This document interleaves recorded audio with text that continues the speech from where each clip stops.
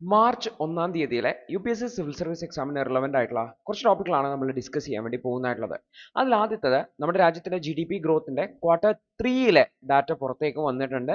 അപ്പോൾ ഈ ഒരു ഡിസംബർ വരെയുള്ള ഡാറ്റയിൽ ഇന്ത്യൻ GDP 6.2% ഗ്രോത്ത് ആയിട്ടാണ് കാണിക്കുന്നതായിട്ടുള്ളത്. അതുപോലെ കൺസ്യൂമർ സ്പെൻഡിങ്ങിലുള്ള ആ ഒരു ഗ്രോത്തും കാണിക്കുന്നുണ്ട്. നമുക്ക് നോക്കിക്കഴിഞ്ഞാൽ ഏകദേശം നമ്മളുടെ ആ ഒരു GDP ഗ്രോത്തിന്റെ ക്വാർട്ടർ വൈസുള്ള GDP ഗ്രോത്തിന്റെ ഒരു ഗ്രാഫ് നിങ്ങൾക്ക് ഇവിടെ കാണാൻ വേണ്ടി പറ്റും. അതായത് ഏകദേശം 2016-17 കാലഘട്ടം വരെയൊക്കെ ഓരോ ക്വാർട്ടർ കഴിയുമ്പോഴും GDP ഗ്രോ ചെയ്യുന്നതാണ് ഉണ്ടായിരുന്നത്. പിന്നെ മെല്ലെ കുറയാൻ വേണ്ടി തുടങ്ങി. 2020-21 കാലഘട്ടത്തിൽ അത് ഏറ്റവും താഴോട്ട് പോയി. കാരണം ഇത് COVID-19 ആയിരുന്നു. പിന്നീട് GDP മെല്ലെ ഗ്രോ ചെയ്യാൻ വേണ്ടി തുടങ്ങി. അപ്പോൾ ഇപ്പോൾ ഗ്രോ ചെയ്തിട്ട് മെല്ലെ പോകുന്നു എന്ന് പറഞ്ഞിട്ടുള്ള ഡാറ്റയാണ് വന്നിട്ടുള്ളത്. അപ്പോൾ നമുക്ക് ഈ ഒരു വാർത്തയുടെ വിശദാംശങ്ങളിലേക്ക് കടക്കാം. അപ്പോൾ ഇന്ത്യൻ GDP 6.2% തേർഡ് ക്വാർട്ടറിൽ 2024-25 സാമ്പത്തിക വർഷത്തിലെ തേർഡ് ക്വാർട്ടറിൽ വന്നിട്ടുള്ളത്. അതായത് പ്രീവിയസ് ക്വാർട്ടറുമായി കമ്പയർ ചെയ്യുന്ന സമയത്ത് 5.6% ഒരു ഇംപ്രൂവ്മെന്റ് ഉണ്ട് എന്ന് കൂടി ഓർത്തു വെക്കേണ്ടതാണ്. എന്നാൽ 2020 നമ്മൾ സാധാരണ തൊട്ട് മുന്നത്തെ വർഷത്തെ സെയിം ക്വാർട്ടറിലെ GDP ആയിട്ടാണ് കമ്പയർ ചെയ്യാറുള്ളത്. അങ്ങനെ കമ്പയർ ചെയ്യുന്ന സമയത്ത് 9.5% ഒരു ഗ്രോത്ത് കുറവ് കാണുന്നുണ്ട് എന്ന് കൂടി ഓർത്തു വെക്കേണ്ടത്. അപ്പോൾ ഗ്രോത്ത് എന്ന് വെച്ചാൽ ഈ റിസർവ് ബാങ്ക് ഓഫ് ഇന്ത്യയുടെ എസ്റ്റിമേറ്റ് ഉണ്ടായിരുന്നു Q3 ഗ്രോത്തുമായി ബന്ധപ്പെട്ട്. അതുമായി കമ്പയർ ചെയ്യുമ്പോൾ 0.2% ഒരു കുറവ് റിപ്പോർട്ട് ചെയ്തിട്ടുണ്ട് എന്ന് കൂടി ഓർത്തു വെക്കേണ്ടതാണ്. അപ്പോൾ ഈ ഒരു ഗ്രോത്ത് 0.2% മാത്രമേ കുറഞ്ഞുള്ളൂ. വലിയ കുഴപ്പമില്ല. ഏകദേശം എക്സ്പെക്ട് ചെയ്ത ആ ഒരു ഗ്രോത്ത് ലെവലിലേക്ക് എത്തിയിട്ടുണ്ട്. അപ്പോൾ ഗവൺമെന്റിന്റെ സ്പെൻഡിങ് 8.3%, ഗവൺമെന്റ് GDP-യിലേക്കുള്ള കോൺട്രിബ്യൂഷൻ, ഗവൺമെന്റ് ചെലവുകൾ 8.3% വർദ്ധിച്ചിട്ടുണ്ട്. പ്രൈവറ്റ് കൺസംഷൻ 6.9% വർദ്ധിച്ചിട്ടുണ്ട്. എക്സ്പോർട്ടുകൾ 10.4% വർദ്ധിച്ചിട്ടുണ്ട്. കഴിഞ്ഞ വർഷം അത് 3% ഒരു വർധനവ് മാത്രമേ ഉണ്ടായിരുന്നു. അത് കമ്പയർ ചെയ്യുമ്പോൾ 10.4% വർധനവ് ഉണ്ടായിട്ടുണ്ട് എന്ന് കൂടി ഓർത്തു വെക്കുക. അതേസമയത്ത് ഇമ്പോർട്ട് 1.1% കുറഞ്ഞിട്ടുണ്ട്. കാരണം നമ്മുടെ ഇന്ത്യൻ റുപ്പിയുടെ മൂല്യം കുറഞ്ഞിട്ടുണ്ട്. സോ റുപ്പിയുടെ ഡിപ്രിസിയേഷൻ ഭാഗമായിട്ട് ഇമ്പോർട്ട് കുറഞ്ഞിട്ടുണ്ട്. അതേപോലെ തന്നെ ഗ്രോസ് ഫിക്സഡ് ക്യാപിറ്റൽ ഫോർമേഷൻ എന്ന് പറയുന്നത്, നമ്മുടെ ക്യാപിറ്റൽ അസറ്റിന്റെ ഫോർമേഷൻ എന്ന് പറയുന്നത് കുറയുകയാണ് ചെയ്തത്. 5.7% കുറയുകയാണ് ചെയ്തത്. കഴിഞ്ഞ വർഷം 9.3% എന്ന് കൂടി ഓർത്തു വെക്കുന്നതാണ്. അപ്പൊ ഈ ഒരു സെക്ടോറൽ ഗ്രോത്ത് നോക്കുവാണെങ്കിൽ പ്രൈമറി സെക്ടർ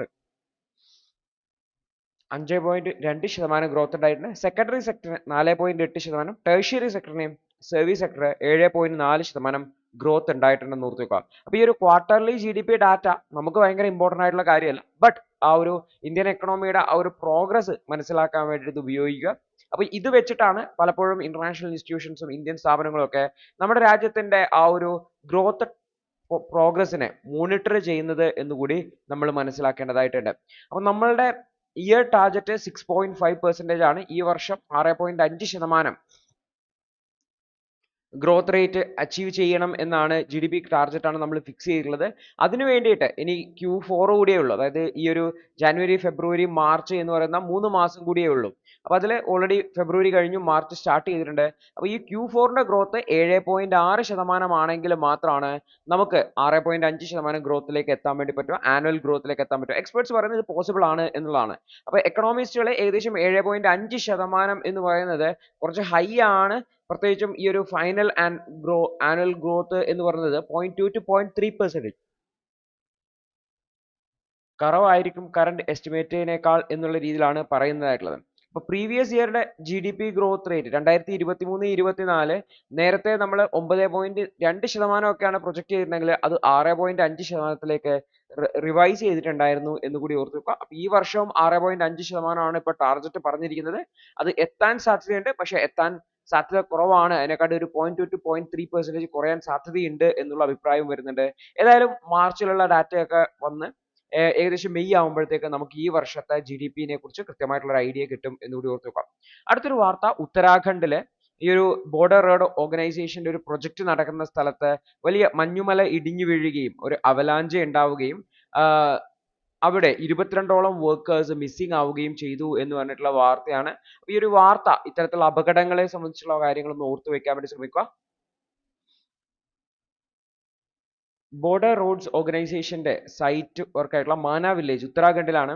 വർക്കേഴ്സ് പണിയെടുക്കുന്നതിനിടയിൽ വലിയൊരു മഞ്ഞുമല അടർന്നു വീഴുകയും അവലാഞ്ച ഉണ്ടാവുകയും ആ അവലാഞ്ചയിൽ 57ഓളം ആൾക്കാർ അവിടെ ഉണ്ടായിരുന്നു. Construction workers, earth mover drivers, machine operators ഒക്കെ ആയിട്ടുള്ളത്. അതിൽ 22ഓളം ആൾക്കാർ അവിടെ ട്രാപ്പ് ആയി പോവുകയാണ് ചെയ്തിട്ടുള്ളത്. അപ്പോൾ ഇന്ത്യൻ ആർമിയും ഇന്തോ ടിബറ്റൻ ബോർഡർ ഫോഴ്സും അവിടെ റെസ്ക്യൂ ഓപ്പറേഷൻസ് നടത്തുന്നുണ്ട് എന്ന് കൂടി ഓർത്ത് വെക്കുക. അപ്പോൾ കണ്ടിന്യൂസ് ആയിട്ടുള്ള സ്നോഫോൾ ആണ് ഈ ഒരു മേഖലയിൽ നടക്കുന്നതായിട്ടുള്ളത്. അതുകൊണ്ട് തന്നെ അവിടുത്തെ റെസ്ക്യൂ ഓപ്പറേഷൻസ് ഒക്കെ പല പ്രാവശ്യം നിർത്തേണ്ടി വന്നിട്ടുണ്ട്. ഇത് ഓപ്പറേഷനെ കുറച്ചുകൂടി ചാലഞ്ചിങ് ആയി മാറ്റുന്നുണ്ട് എന്നുള്ളതാണ്. അതേപോലെ തന്നെ മോശം കാലാവസ്ഥ കാരണം അവിടത്തേക്കുള്ള കമ്മ്യൂണിക്കേഷൻസും ഒക്കെ ഫെയിലിയർഡ് ആയിട്ടുണ്ട്. വർക്കേഴ്സിന്റെ ഫാമിലിക്ക് വേണ്ടിയിട്ട് ഹെൽപ്പ് ലൈൻ നമ്പേഴ്സ് പ്രൊവൈഡ് ചെയ്തിട്ടുണ്ട് എന്ന് കൂടി ഓർത്തു വയ്ക്കേണ്ടതുണ്ട്. അടുത്തത് ഇന്ത്യയും യൂറോപ്യൻ യൂണിയനും ചേർന്നുകൊണ്ട് 2025 അവസാനത്തോട് കൂടിയിട്ട് ഒരു ഫ്രീ ട്രേഡ് എഗ്രിമെന്റ് സൈൻ ചെയ്യുന്നതിനെ കുറിച്ചുള്ള ചർച്ചകൾ നടക്കുന്നുണ്ട് എന്നുള്ള വാർത്തയാണ് വന്നിരിക്കുന്നത്. അപ്പൊ ഇന്ത്യയും യൂറോപ്യൻ യൂണിയനുമാണ് ഒരു ലോങ് പെൻഡിങ് ആയിട്ടുള്ള ഫ്രീ ട്രേഡ് എഗ്രിമെന്റ് 2025 അവസാനത്തോടു കൂടി സൈൻ ചെയ്യാം എന്നുള്ള രീതിയിലാണ് പറയുന്നത്. ഇതുമായി ബന്ധപ്പെട്ട ചർച്ചകൾ അടുത്ത ഇന്ത്യ യൂറോപ്യൻ യൂണിയൻ മീറ്റിങ്ങുകളിൽ നടക്കും എന്നുള്ളതാണ്. അപ്പൊ രണ്ട് ഭാഗവും സ്ട്രാറ്റജിക് സെക്യൂരിറ്റി അതുപോലെ ഡിഫൻസ് പാർട്ട്ണർഷിപ്പ് തുടങ്ങിയിട്ടുള്ള മേഖലകളിലാണ് പ്രധാനമായിട്ടും ഫോക്കസ് ചെയ്യാൻ വേണ്ടി പോകുന്നത്. നിലവിൽ 2020-25 വരെയുള്ള ഒരു റോഡ് മാപ്പ് ഉണ്ട്. അതിനെ റീപ്ലേസ് ചെയ്യാൻ വേണ്ടിയിട്ട് പുതിയ റോഡ് മാപ്പ് കൊണ്ടുവരും എന്നുള്ളതാണ്. ഇത് കൂടാതെ trade, technology, investment, green growth, security, mobility തുടങ്ങിയിട്ടുള്ള വിഷയങ്ങളിലും ചർച്ചകൾ നടക്കും എന്നാണ് കരുതുന്നതായിട്ടുള്ളത്. 2007 മുതൽ തന്നെ ഫ്രീ ട്രേഡ് എഗ്രിമെന്റുകളുടെ ചർച്ചകൾ തുടങ്ങിയിട്ടുണ്ടായിരുന്നു. 2022 റീലോഞ്ച് ചെയ്തു. പക്ഷെ അതിനുശേഷം ഒരുപാട് ഡിലേസ് ഉണ്ടായിരുന്നു. പ്രത്യേകിച്ചും താരിഫ് റിലേറ്റഡ് ആയിട്ടുള്ള ഇഷ്യൂസുമായി ബന്ധപ്പെട്ടാണ് ഈ ഒരു ഡിലേസ് ഉണ്ടാകുന്നത് എന്നുള്ളതാണ്. അപ്പോൾ FTA ഇന്ത്യയുടെ താരിഫ് യൂറോപ്യൻ കാറിന്റെ മേലെയും ആൽക്കഹോളിന്റെ മേലെയൊക്കെ വളരെ കൂടുതലാണ്. അത് കുറക്കണം എന്നുള്ളതാണ് യൂറോപ്യൻ യൂണിയന്റെ അല്ലെങ്കിൽ യൂറോപ്യൻ കൺട്രീസിന്റെ ആവശ്യമായിട്ടുള്ളത് എന്ന് ഓർത്തു വെക്കുക. അതേസമയത്ത് ജിയോ പൊളിറ്റിക്കൽ സിറ്റുവേഷൻ നോക്കുകയാണെങ്കിൽ US ട്രേഡ് പോളിസീസും ചൈനയുമായി ബന്ധപ്പെട്ട ടെൻഷൻസും എല്ലാം തന്നെ ഈ ഒരു ട്രേഡ് നെഗോഷിയേഷൻസ് കുറച്ചുകൂടി സ്പീഡപ്പ് ചെയ്യാൻ വേണ്ടിയിട്ട് യൂറോപ്യൻ യൂണിയനെയും ഇന്ത്യയെയും പ്രേരിപ്പിക്കുന്നുണ്ട് എന്ന് കൂടി ഓർത്ത് വെക്കുന്നത് തന്നെ. അപ്പോൾ വളരെ അംബീഷ്യസ് ആയിട്ടുള്ള ടൈം ലൈൻ ആണ് 2025 അവസാനത്തോട് കൂടിയിട്ട്. അപ്പോൾ അതിനിടയിൽ ഈ ഒരു പ്രശ്നങ്ങളൊക്കെ സംസാരിച്ച് പരിഹരിച്ച് താരിഫിന്റെ മേലെ എഗ്രിമെന്റ് വന്ന് FTA സൈൻ ചെയ്യാൻ പറ്റുമോ എന്നുള്ളത് ഒരു സംശയമായിട്ടുള്ള കാര്യമാണെന്നും ഓഥർ ഹൈലൈറ്റ് ചെയ്യുന്നുണ്ട് എന്നുള്ളതാണ്. അടുത്തത് ഇന്ത്യയുടെ ISROയുടെ ആദിത്യ L1 മിഷൻ സൂര്യനിലേക്ക് അയച്ചിട്ടുള്ള മിഷനാണ്. അത് സൂര്യൻ എന്നുള്ള സോളാർ ഫ്ലെയറിന്റെ ഒരു ഫോട്ടോ ക്യാപ്ചർ ചെയ്തു എന്ന് പറഞ്ഞിട്ടുള്ള ഒരു വാർത്തയാണ് വരുന്നത്. അപ്പോൾ ഇന്ത്യയുടെ ആദ്യത്തെ സോളാർ മിഷനാണ് ആദിത്യ L1 എന്ന് വിളിക്കുന്നതായിട്ടുള്ളത്. ആദിത്യ L1 ഇന്ത്യയുടെ ഫസ്റ്റ് സ്പേസ് ബേസ്ഡ് ആയിട്ടുള്ള സോളാർ മിഷനാണ്. സൂര്യനെ കുറിച്ച് പഠിക്കുന്നതിന് വേണ്ടിയാണ്. 2023 സെപ്റ്റംബറിലാണ് ഇത് ലോഞ്ച് ചെയ്തിട്ടുള്ളത്. ആദിത്യ L1 ഈ ഭൂമിക്കും സൂര്യനും ഇടയിലുള്ള ലഗ്രാഞ്ച് പോയിന്റ് 1 ഗുരുത്വാകർഷണം ബാലൻസ് ആവുന്ന പോയിന്റുകളെയാണ് ലഗ്രാഞ്ച് പോയിന്റുകൾ എന്ന് വിളിക്കുന്നത്. ലഗ്രാഞ്ച് പോയിന്റ് 1 ജാനുവരി 6 പ്ലേസ് ചെയ്തിട്ടുണ്ടായിരുന്നു. അതിനുശേഷം ഇതിന്റെ സ്യൂട്ട് എന്ന് പറയുന്ന പേലോഡ് ഉണ്ട്. സോളാർ അൾട്രാവയലറ്റ് ഇമേജിംഗ് ടെലിസ്കോപ്പ് എന്ന് പറയുന്നത്. അത് സോളാർ ഫ്ലെയറിന്റെ ഒരു കേർണലിന്റെ പിക്ചർ ക്യാപ്ചർ ചെയ്തു എന്നുള്ളതാണ്. ഫെബ്രുവരി 22 സ്യൂട്ട് ഇന്റൻസ് ആയിട്ടുള്ള ഒരു സോളാർ ഫ്ലെയർ ഒബ്സർവ് ചെയ്തിട്ടുണ്ടായിരുന്നത്. One of the most powerful solar eruptions ആയിരുന്നു. അതിന്റെ ഇമേജ് ആണ് ഈ ഒരു സ്യൂട്ട് ക്യാപ്ചർ ചെയ്തിട്ടുള്ളത്. ഈ SUIT near ultraviolet wavelength 200 മുതൽ 400 നാനോമീറ്റർ വേവ് ലെങ്ത് ആണ് ഡിറ്റക്ട് ചെയ്തിട്ടുള്ളത്. അപ്പോൾ ഈ ഒരു റേഞ്ചിലുള്ളത് അത്ര കോമൺ ആയിട്ട് കാണാറില്ല എന്ന് കൂടി ഓർത്ത് വെക്കേണ്ടതാണ്. അപ്പോൾ ഇതിന്റെ എനർജി സ്പ്രെഡിനെ കുറിച്ച് മനസ്സിലാക്കുന്നതിനും സൂര്യന്റെ അറ്റ്മോസ്ഫിയറിനെ കുറിച്ച് മനസ്സിലാക്കാനും അതിന്റെ ലെയേഴ്സിനെ കുറിച്ച് മനസ്സിലാക്കാനും ഒക്കെ ഈ ഒരു ഇമേജിൽ നിന്ന് സഹായിക്കുന്നു എന്നുള്ളതാണ്. അതായത് ഈ ഒരു സോളാർ അറ്റ്മോസ്ഫിയറിന്റെ ലോവർ സോളാർ അറ്റ്മോസ്ഫിയറിലെ ഈ ഒരു ബ്രൈറ്റനിങ് പ്രത്യേകിച്ചും ഈ ഒരു പ്ലാസ്മയിലുള്ള സൂര്യന്റെ കൊറോണയിലുള്ള പ്ലാസ്മ രൂപത്തിലുള്ള ആ ഒരു ടെമ്പറേച്ചർ റൈസിനെയാണ് ഇൻഡിക്കേറ്റ് ചെയ്യുന്നത് എന്നൊക്കെ ഔട്ട്പുട്ട് ആണ് വന്നിരിക്കുന്നത് കൂടി ഓർത്ത് വെക്കുക. അപ്പോൾ ഇത് സോളാർ ഫ്ലെയറിനെ സംബന്ധിച്ചുള്ള സ്റ്റഡീസിനെ കുറിച്ചൊക്കെ കൂടുതൽ അണ്ടർസ്റ്റാൻഡിംഗ് നൽകുന്നതിന് വേണ്ടി കൂടുതൽ മനസ്സിലാക്കുന്നതിന് വേണ്ടിയും ആദിത്യ L1 ഈ ഒരു കണ്ടുപിടുത്തം കൊണ്ട് സഹായിക്കും എന്നുകൂടി ഓർത്തു വയ്ക്കേണ്ടതായിട്ടുണ്ട്. അടുത്തത് ഹമാസും ഇസ്രയേലും തമ്മിൽ സീസ് ഫയറുമായി ബന്ധപ്പെട്ട എഗ്രിമെന്റുകളൊക്കെ സൈൻ ചെയ്തിട്ടുണ്ടെങ്കിലും അതുമായി ബന്ധപ്പെട്ട പ്രോഗ്രസ് അത്ര പുരോഗതിയിൽ നീങ്ങുന്നില്ല എന്ന് പറഞ്ഞിട്ടുള്ള ഒരു എഡിറ്റോറിയൽ വന്നതാണ്. അപ്പോൾ എന്താണ് അവിടുത്തെ നിലവിലത്തെ സാഹചര്യം എന്നാണ് നമ്മൾ നോക്കാൻ വേണ്ടി പോകുന്നതായിട്ടുള്ളത്. ഇസ്രയേലും ഹമാസും സീസ് ഫയർ ഒപ്പിട്ടിട്ടുണ്ടായിരുന്നു. 3 ഘട്ടങ്ങളായിട്ട് സീസ് ഫയർ ചെയ്യാനാണ് ഒപ്പിട്ടിട്ടുണ്ടായിരുന്നത്. ഒന്ന്, ആദ്യം ഇസ്രായേലി ട്രൂപ്പുകളെ റീപൊസിഷൻ ചെയ്യുക, അതായത് ഗാസയിൽ നിന്നുള്ള ഇസ്രായേലി ട്രൂപ്പുകളെ പിൻവലിക്കുക. അതിനുശേഷം യുദ്ധം അവസാനിപ്പിക്കുക. മൂന്നാമത്തത് ഗാസയെ റീകൺസ്ട്രക്ട് ചെയ്യുക. അപ്പോൾ ഇസ്രായേലി ട്രൂപ്പുകളെ റീപൊസിഷൻ ചെയ്യുന്നതിന്റെ ഭാഗമായിട്ട് പരസ്പരം അങ്ങോട്ടും ഇങ്ങോട്ടും അഭയാർത്ഥികളെ അല്ലെങ്കിൽ ഈ ഒരു പിടിച്ചു വെച്ച ആൾക്കാരെ കൈമാറ്റം ചെയ്യുക എന്നുള്ള പറയുന്ന കണ്ടീഷൻ ഉണ്ട്. പിന്നെ ട്രൂപ്പുകളെ പിൻവലിക്കുക എന്നുള്ളത്. ഇതിൽ ഫസ്റ്റ് ഫേസ് എന്ന് വെച്ചാൽ ഇസ്രായേൽ അവരുടെ ട്രൂപ്പിനെ റീപൊസിഷൻ ചെയ്യുക എന്നുള്ളതാണ്. ഇത് പലസ്തീനിയൻസിനെ ഡിസ്പ്ലേസ് ചെയ്ത പലസ്തീനിയൻസിന് തിരിച്ചു പോകാൻ പറ്റുക എന്നുള്ളതാണ്. കൂടാതെ പ്രിസണേഴ്സിനെ റിലീസ് ചെയ്യുക, ഹോസ്റ്റേജസിനെ റിലീസ് ചെയ്യുക. അപ്പോൾ ഇത് രണ്ടും ഏകദേശം നടന്നിട്ടുണ്ട്. പക്ഷേ second phase ending the war എന്ന് പറയുന്നത് ഡിലേഡ് ആണ്. പ്രത്യേകിച്ചും ഈ ഒരു വാർ അവസാനിപ്പിക്കുന്നതുമായി ബന്ധപ്പെട്ട് ഈ ഒരു കെയ്റോയിലേക്ക്, ഈജിപ്തിലേക്ക് ഡെലിഗേഷൻ അയക്കുന്നത് ഇസ്രായേൽ കഴിഞ്ഞ ദിവസമാണ് അയക്കുന്നത്. അതുപോലെ തന്നെ ഫിലാഡൽഫി കോറിഡോറിൽ നിന്നും ഇസ്രായേൽ വിഡ്രൂ ചെയ്യേണ്ടത് കഴിഞ്ഞ ശനിയാഴ്ചയായിരുന്നു. പക്ഷേ ഇസ്രായേലി സോൾജിയേഴ്സ് ഇതുവരെ അവിടെ നിന്നും വിഡ്രോ ചെയ്തിട്ടില്ല. അതായത് സീസ് ഫയർ അവസാനിപ്പിക്കുന്നത് സെക്കൻഡ് ഫേസ് നടക്കുന്നതുമായി ബന്ധപ്പെട്ട് ചെറിയൊരു കൺഫ്യൂഷൻ ഉണ്ട്, അല്ലെങ്കിൽ ഇസ്രായേലിന്റെ ഭാഗത്ത് നിന്ന് ഒരു ഒരു ഒരു റെസിസ്റ്റൻസ് ഉണ്ട് എന്ന് പറയാൻ വേണ്ടി പറ്റും. അപ്പൊ ഇസ്രായേലിന്റെ ലക്ഷ്യം ഹമാസിനെ ഡിസ്മാന്റിൽ ചെയ്യുക, ഹമാസിനെ ഇല്ലാതാക്കുക തുടങ്ങിയതൊക്കെയാണ്. അതുപോലെ തന്നെ ഹോസ്റ്റേജസിനെ ഫ്രീ ചെയ്യുക. ഈ രണ്ട് ലക്ഷ്യങ്ങളും ഇസ്രായേലിന് 1.5 വർഷത്തിനടുത്ത്, അതായത് 15 മാസത്തിനടുത്ത്, 1 വർഷവും 3 മാസത്തിനടുത്തുള്ള കോൺഫ്ലിക്റ്റില് നേടാൻ പറ്റിയിട്ടില്ല. അതേ സമയത്ത് ഹമാസിന് അവരുടെ ആ ഒരു സ്ട്രെങ്ത് പ്രൂവ് ചെയ്യാൻ വേണ്ടി പറ്റുകയും ചെയ്തു എന്നുള്ളതാണ്. അപ്പൊ ഹമാസ് ഇസ്രായേലി ട്രൂപ്പ് പിൻവലിക്കുകയും വീണ്ടും ഹമാസ് അവിടെ വരികയും ചെയ്തു കഴിഞ്ഞാൽ അത് സ്വാഭാവികമായിട്ടും ഇസ്രായേലിന്റെ നെതന്യാഹു ഗവൺമെന്റിനെ ഡീസ്റ്റെബിലൈസ് ചെയ്യും എന്ന് കൂടി ഓർത്തു വെക്കാൻ തന്നെ. ഇപ്പൊ US ട്രംപിന്റെ മറ്റൊരു പ്രൊപ്പോസൽ ഓൺ ഗാസ എന്ന് പറയുന്ന, അതായത് പലസ്തീനിയൻസിനെ എത്തിക്കലി ക്ലീൻ ചെയ്യുകയും അവിടെ ഒരു വേൾഡ് കമ്മ്യൂണിറ്റിയെ ഡെവലപ്പ് ചെയ്തെടുക്കുകയും ചെയ്യുക എന്ന് പറയുന്ന ഒരു ആശയമുണ്ട്. അതിനെതിരെയുമുള്ള പ്രതിഷേധങ്ങളുണ്ട് എന്ന് കൂടി ഓർത്തുവെക്കുന്നത്. അപ്പൊ US പ്രത്യേകിച്ചും ഈ ഒരു സീസ് ഫയറിന്റെ ആ ഒരു ലെവറേജ് ഉപയോഗിച്ചുകൊണ്ട് ഗാസയിലെ ഫ്യൂച്ചർ ഗവേണൻസും റീകൺസ്ട്രക്ഷനെയും കുറിച്ചൊക്കെയാണ് ഡിസ്കസ് ചെയ്യുന്നത് എന്ന് കൂടി ഓർത്തുവെക്കുന്നത്. അപ്പൊ ഇസ്രായേല് ഈ ഒരു ഹമാസിനെ ഡിസ്മാന്റിൽ ചെയ്യാൻ പറ്റിയില്ല എന്നുള്ളതും അവർക്ക് അവിടെ വിജയം നേടാൻ പറ്റിയില്ല എന്നുള്ളതും അവരുടെ ഒരു അഭിമാന പ്രശ്നമായിട്ട് മാറിയിട്ടുണ്ട്.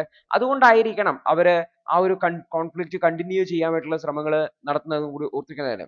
അതേപോലെ തന്നെ ഹമാസിന്റെ കൂടെ ഇപ്പോഴും നിലവിൽ 60ഓളം ഹോസ്റ്റേജസ് ഉണ്ട് എന്നുള്ളതും ഇസ്രായേല് പിന്മാറുന്നതിന്, അല്ലെങ്കിൽ ഇസ്രായേൽ വിട്ടുപോകുന്നതിന് മടി കാണിക്കുന്നതിന് കാരണമാകാം എന്നുള്ളതാണ്. അപ്പൊ ഇസ്രായേല് ഇന്റർനാഷണലി കമ്മിറ്റ്മെന്റുകൾ നൽകിയിട്ടുണ്ട്. അപ്പോൾ ആ കമ്മിറ്റ്മെന്റുകൾ മീറ്റ് ചെയ്യേണ്ടതായിട്ടുണ്ട്. അതുപോലെ തന്നെ ഇന്റർനാഷണൽ സപ്പോർട്ട് ഗാസയുടെ റീകൺസ്ട്രക്ഷന് നൽകേണ്ടതായിട്ടുണ്ട് എന്നും എഡിറ്റോറിയല് അത് ഹൈലൈറ്റ് ചെയ്യുന്നുണ്ട് എന്നുകൂടി ഓർത്തു വെക്കേണ്ടതാണ്. അടുത്താണ് വെറ്റ്ലാൻഡ് കൺസർവേഷനുമായി ബന്ധപ്പെട്ടതാണ്. അപ്പോൾ വെറ്റ്ലാൻഡുകൾ എന്ന് പറഞ്ഞു കഴിഞ്ഞാൽ വെള്ളക്കെട്ടുള്ള സ്ഥലങ്ങളാണ്. അപ്പോൾ വെള്ളക്കെട്ടുള്ള സ്ഥലങ്ങൾ വളരെ വളരെ ഇമ്പോർട്ടന്റ് ആയിട്ടുള്ള ഇക്കോളജിക്കലി സെൻസിറ്റീവ് ആയിട്ടുള്ള ഏരിയ ആണ് എന്നുകൂടി ഓർത്തിരിക്കുന്നത്. ഫെബ്രുവരി 2 വേൾഡ് വെറ്റ്ലാൻഡ് ഡേ ആയിട്ട് എല്ലാ വർഷവും ആഘോഷിക്കുന്നതായിട്ടുള്ളത്. പ്രത്യേകിച്ചും രാംസാർ കൺവെൻഷൻ അഡോപ്റ്റ് ചെയ്യുന്നതുമായി ബന്ധപ്പെട്ടാണ് ഈ ഒരു ഫെബ്രുവരി 2 വേൾഡ് വെറ്റ്ലാൻഡ് ഡേ ആയിട്ട് ആഘോഷിക്കുന്നതെന്ന് കൂടി ഓർത്തുവെക്കുന്നതിന്. അപ്പൊ വെറ്റ്ലാൻഡ്സ് എന്ന് പറഞ്ഞാൽ ബയോളജിക്കലി പ്രൊഡക്റ്റീവ് ആയിട്ടുള്ള എക്കോസിസ്റ്റംസ് ആണ്.